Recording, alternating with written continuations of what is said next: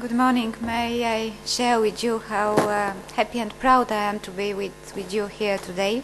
And actually, Mr. Toivonen, I know you by reputation. When last time I was here, which was quite recent actually, maybe a month ago, a head of our representation pointed a person in the street, it was you, saying this is one of the most well-known personalities in Finland. So I'm really very glad that I know you already in person. And well, thank you very much for the nice introduction. Yes, I'm here with you today to share what the European Union and especially the European Commission thinks about and act on the food crisis. Well, I will explain a little bit about the word crisis later on, but also to listen to you, to listen carefully, because you have a very important track record from the point of view of experience and from the point of view of Sitra. Needless to say, how thoughtful it was some years ago. This one is a next proof of the long vision of Sitra, to start with this topic and also to use experience of your experts, of your officials, and to bring to the common knowledge a wisdom and experience which we all need in Europe. So this seminar is really very timely, as witnessed by the fact that the EU leaders will also discuss food and prices at their summit in December.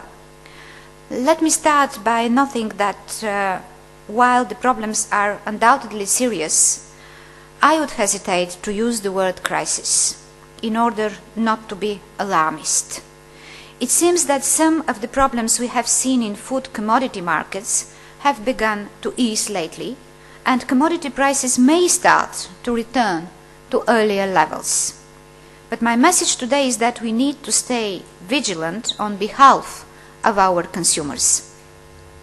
This is particularly important as we have seen in some cases how retail prices move quickly upwards when commodities become more expensive. When commodity and wholesale prices move down, however, retail prices don't always seem to adjust downwards equally speedily. How did we get here?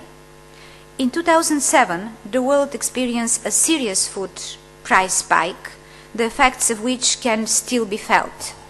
And several factors came together at the same time to cause a significant increase in food prices. You already mentioned, raw materials like oil became more expensive, and energy and distribution obviously play a major role in food prices. In addition, demand for a more varied diet grew in Asian countries. Commodity stocks have gone down and their replenishment also put pressure on food prices. Finally, harvests were weak due to droughts around the world, and here to mention climate change is really very important. But why do food prices matter? First, food is a basic necessity and has a very important share in household budget. The average European family spends almost 16% of total expenditure on food products alone. But this is the average, and it hides great variation across the European Union, and very important from the political point of view. In the United Kingdom and Sweden, the share is around 10%, whilst in Lithuania it accounts for over 30%. And in Romania, an average household spends over 40% of their budget on food. Coming together with rising prices for petrol and heating, household budgets are under severe strain. Recent opinion polls show that purchasing power is among the top concerns for citizens. I am aware that also in Finland you have had a painful increase, especially in prices of dairy products. Could we do something on the side of EU? As a response to these concerns, the European Commission issued a communication in May this year entitled tackling the challenge of rising food prices, directions for EU actions. The communication shows clearly that the problem of food prices concerns several of my colleagues in the Commission and several EU policies. The communication proposed three types of actions. The first, to address and mitigate short and medium-term effects of the food price shock. Second, to increase agriculture supply and ensure food security in a longer term. And third, to contribute to the global effort to tackle the effects of price rises on poor populations. From the consumer's perspective, I have been mostly involved in actions mentioned in the first group. The Commission proposed in this respect, first, monitoring of price development. I'd like to stress monitoring, not to set up the price, acting for the most vulnerable consumers, and investigating the functioning of the food supply chain. This work now is well underway with the Commission. In response to the need for protection and help for the most deprived persons, the Commission will present a revised food security programme. Our work on monitoring price developments and on the functioning of the food chain will give us a clear view on the market. The Commission will present the results of its work on these 2 points to the December European Summit I mentioned earlier. With my colleagues, we are looking at a number of issues, such as market structure and segmentation. I hope we will be able to understand why different markets have absorbed the external shock in such different ways. We really need to understand how markets work in the food sector and, of course, in the food retail sector. Some of the countries practically do not experience an increase of the food prices, or the level is very low. Some of the countries experience a severe increase of food prices. The efficient functioning of the market is essential for consumer welfare, but it is also a key driver of innovation. We need markets with strong competition. We need markets where consumers are informed and empowered, where they can choose and compare simply and effectively. Through their choices, they reward innovative and efficient companies. So I will be paying particular attention to ensure that food retail markets are transparent for consumers. They should be able to easily compare between products and retailers at a time of price rises. So what can consumer policy do in this respect? Although the Commission has not reached its conclusions and the communication of food prices is not yet completed, let me set out my thoughts on what needs to be done. I think we already have many good regulatory tools in this area. We do need, however, to be particularly vigilant to ensure that the rules are properly implemented and properly enforced, because even the best rules will remain a dead pile of paper if they are not properly implemented and enforced. And everybody knows, dealing with these issues, how difficult sometimes is to convince and to make the rules really alive. I think we already have many good regulatory tools in this area. And we need to be absolutely sure that this excellent legislative work could bring benefits to the consumers. For example, we should make sure that unit price directive, sounds simple, but it's really important, and directive on unfair commercial practices work well. Consumers have the right to be well informed about price per kilo or per liter. How to do it? Well, checks on the market surveillance, until we are absolutely sure that the things are getting right. And here there is a big role for consumers' organizations to play and to cooperate with public authorities. So this may seem pretty elementary, but we have anecdotal evidence on how producers have decreased the weight of their products while keeping the package and price per item unchanged.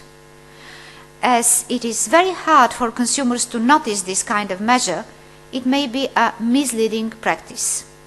We also need to ensure that food retail markets are as transparent as possible.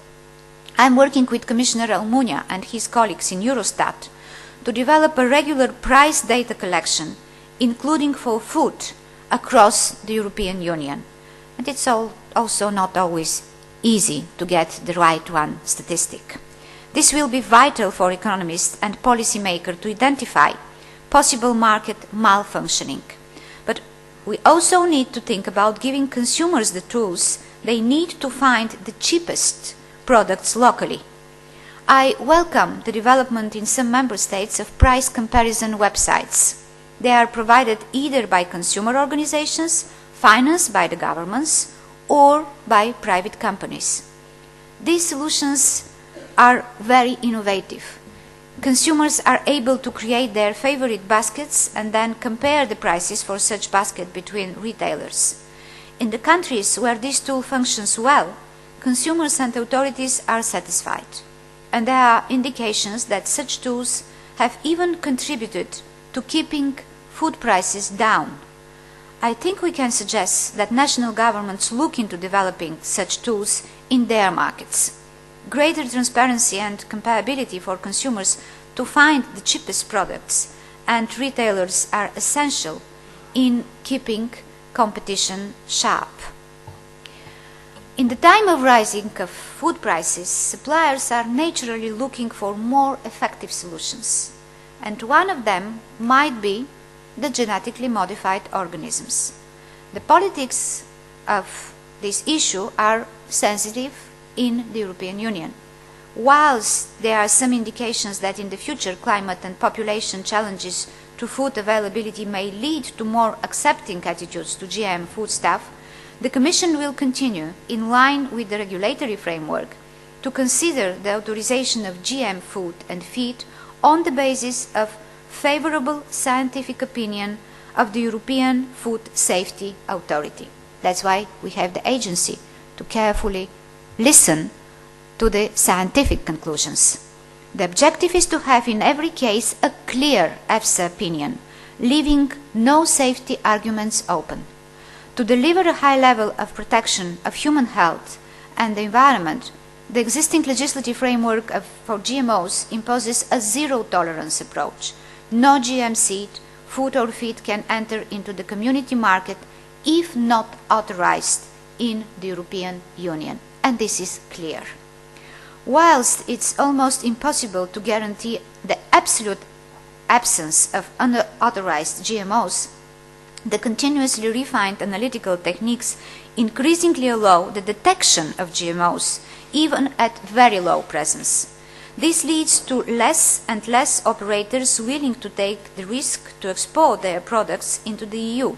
Thus, the Commission has instructed its services to find a technical solution for the issue of low-level concentration of non-approved GMOs in feed and foodstuffs within the existing legislative framework. Various options are currently being examined, and a decision of the best way forward could be taken in the next weeks or months.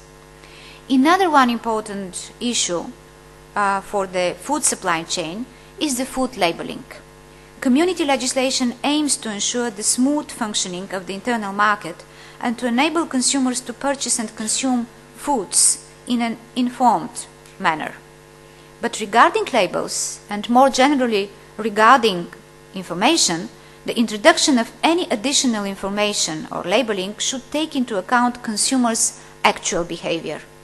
Consumers are increasingly time constrained, and they need clear information that is easy to find and comprehend. Their purchasing decisions are not influenced only by the amount of information, but also by the way the information is provided. It's true that labels are overcrowded with mandatory and voluntary information can be sometimes demotivating. Behavior economics may provide a cost-effective ex-ante evaluation of new labeling policies and could represent a fine-tuning test bed, a kind wind tunnel that is used for car manufacturing. More is not always and automatically better. Does this imply the choice should be taken away, or that the number of available alternatives ought to be restricted? Certainly not. But it does suggest that a proliferation of alternatives should not always be considered an obvious advantage for consumers. More emphasis should be given to the presentational aspects of labels. The Commission is tackling the complex issue of food and prices in an integrated way. Even now, the inflation in agriculture and other commodity prices seems to be decreasing. We need to remain vigilant. Will these reductions be passed on? We need to keep a close eye on the market. In this context, I would like to mention a new instrument that we launched in the beginning of this year, the Consumer Market Scoreboard. It brings together evidence to identify markets that risk to function improperly for consumers and which need further attention. The scoreboard also allows tracking progress in retail market integration and helps benchmarking the consumer environment in the Member States in terms of compliance with consumer legislation, enforcement, redress, consumer trust, and consumer organizations. It may not come as a surprise to you that Finland was among the Member States where food prices are highest in the EU, alongside with Denmark. So, on the other hand, Finland does well in terms of consumer protection, enforcement and empowerment. A recent survey into consumer protection in the internal market shows that 81% of Finnish consumers trust public authorities to protect their rights. This figure is higher than in any other member state. With 88%, Finland also has the highest trust in sellers and providers to respect consumer rights. These figures reflect the attention devoted to consumer issues and the performance of the system, something that I'm sure many countries find inspirational. So I'd like to stop here and start my active listening to you, to thank you to your attention, and dare I say it, bon appétit for the interesting discussions that you have had today. I'm sure that, as usual, from the experience and organization of Sitra and all of you together, Europe will benefit. Thank you.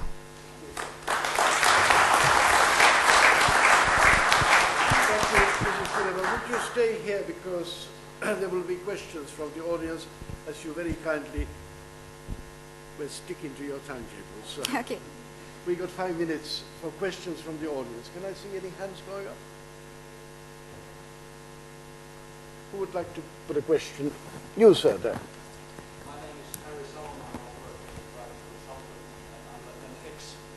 My name is Harry Salonaho, Pinus Consult. I'm a consultant in the food industry business, an ex-dairyman. A couple of comments and a question. You stressed very much lowest price. As representative of food industries, I miss in a way the expression fair price. Because we have a pricing structure in the European Union, and particularly here in the north, which tends to be somewhat higher than the most advantageous producing areas in the world. And then another comment, that when you mention food prices in Finland, you are no doubt aware that we have among the highest VAT on food stuff in the European Union. We're about 10 percentage points above the average. My question is that consumer matters and in food products are very closely related to agricultural issues. Could you perhaps in a few words mention how you collaborate with the Agricultural Commissioner, Mrs. Fischer-Boel, on these issues? Thank you.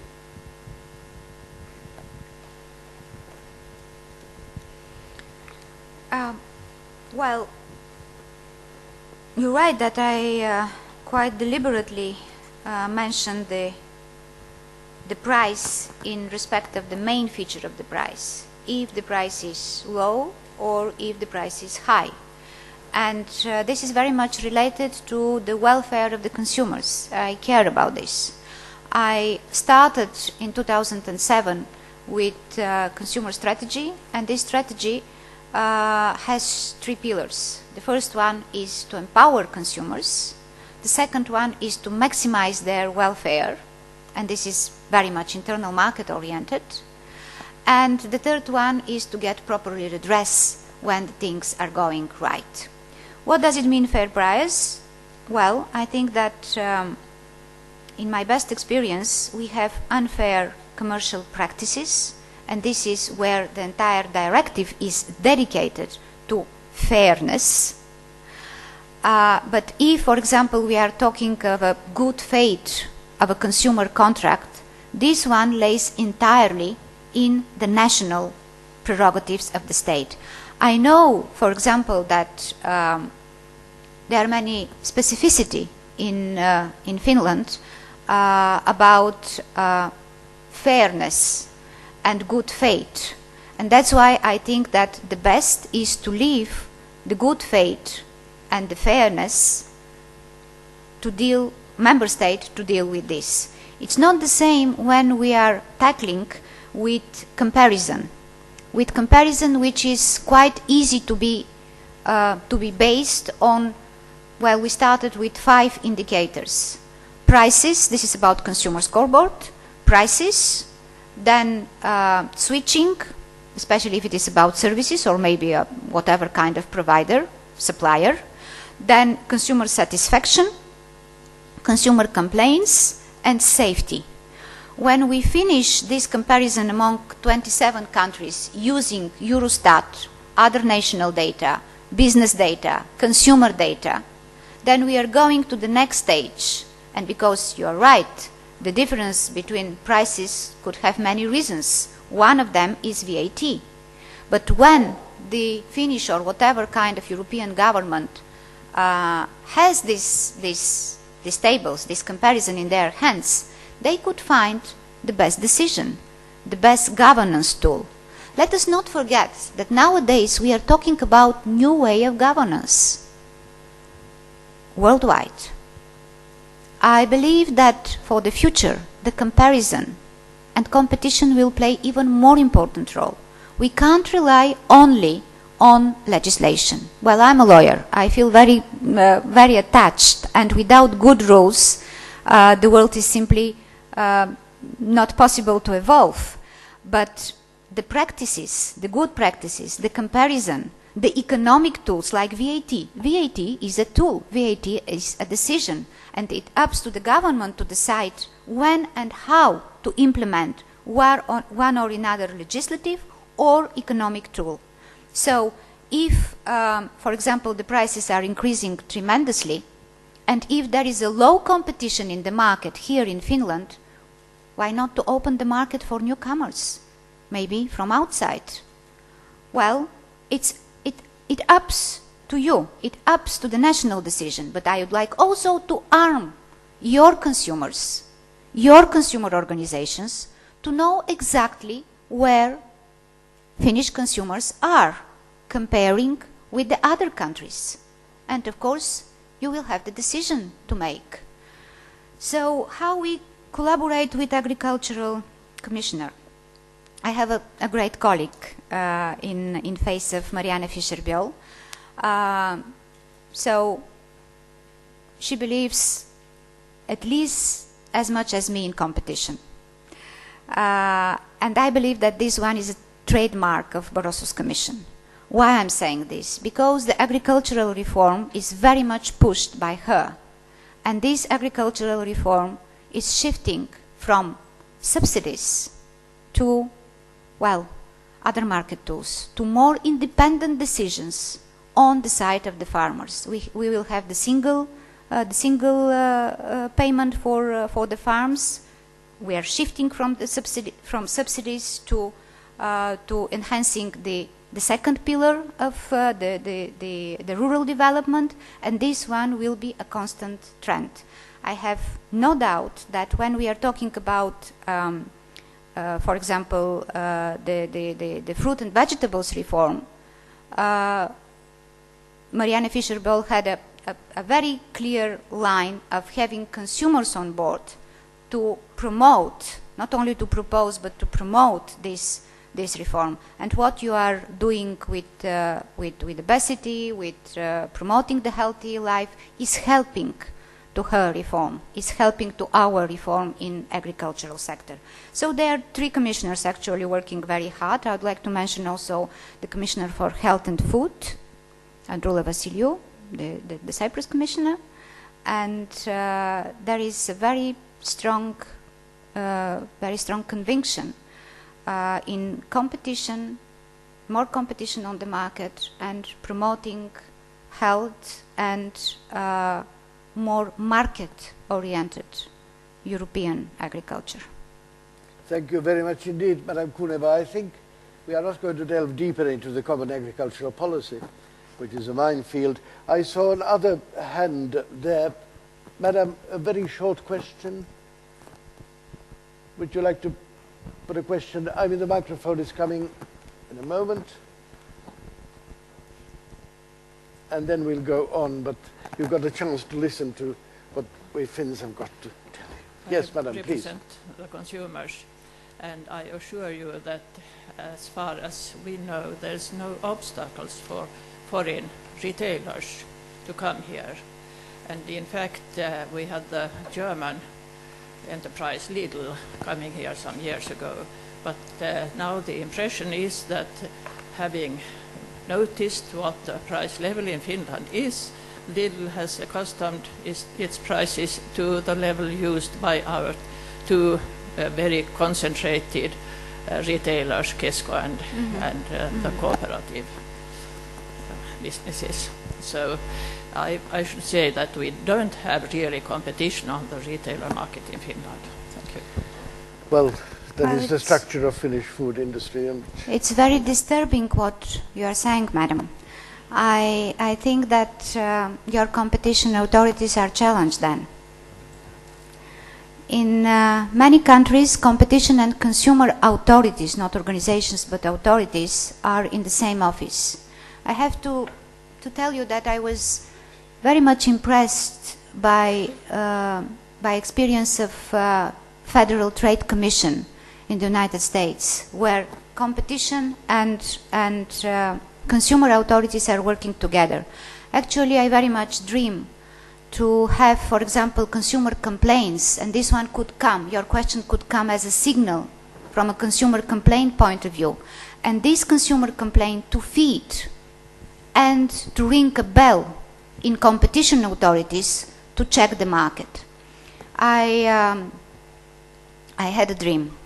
I really believe that if we use consumer complaints more effectively to feed all other sectors, not just to say, okay, we have 100 complaints here and 100 there, but what is the structure of these complaints? How many about electricity? How many about switching? How many about telephone companies? What is the very reason?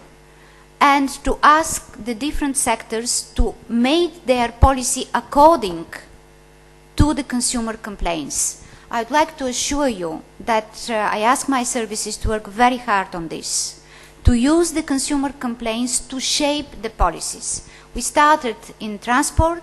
We had in London quite recently the first ever Energy Citizen Forum, and we will continue to do so. Maybe to have a kind of a advice about complaints, because our complaints form are very different, even in one country, not mentioning from country to country. But if this one happen, we could, through example which you gave me, to alarm the competition, maybe at the European level even. I'd like to mention one more commissioner working in interest of consumers, and this is Nelly Cruz, the competition commissioner.